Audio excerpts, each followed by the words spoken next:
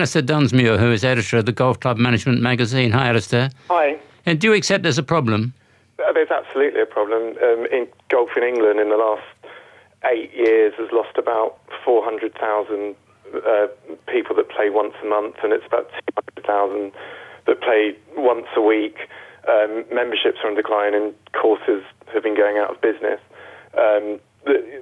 Anyone that doesn't think there's a problem is unfortunately burying their heads in the sand. But unfortunately, the people that do that tend to be the ones on the committees making the decisions, often for their own benefit rather than for the good of the golf course or the community. Yeah, well, it depends. As I say, I don't want to decry the efforts of those people who run, they do it for nothing, and they run the club to try and promote the club. But, they are not businesses. That's the trouble with golf clubs. Well, maybe that's the good thing about them. They're not businesses. They're there to promote, to look after the club on behalf of its members. That's the name of the game. Well, there are two types of golf clubs, private members and proprietary, and you could certainly argue that a private members club, who cares if the committee is making decisions that only benefit them.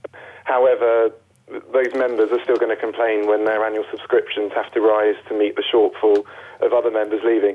And often some of those members then have to vote for the club to be shut down because it just cannot carry on making the losses that it's making. What would you do then?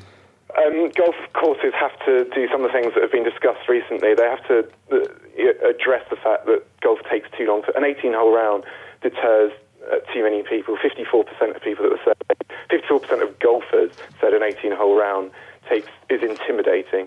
So golf courses, whilst many golfers still enjoy that, they need to offer shorter versions. 9 holes and 6 holes have been discussed.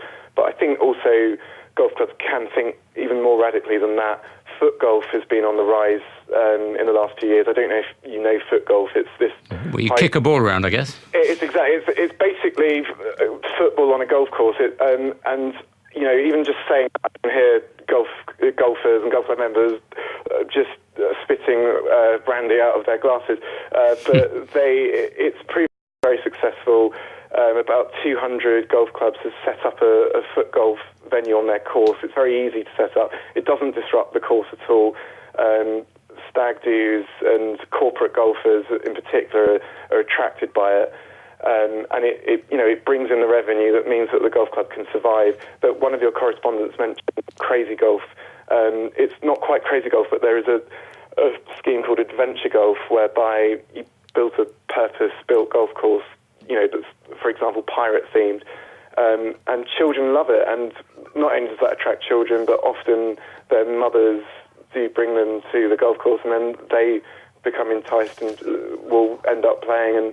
And speaking of women, they're the biggest demographic of people that are interested in playing the game but are currently not playing it. It's seen as a male-only sport.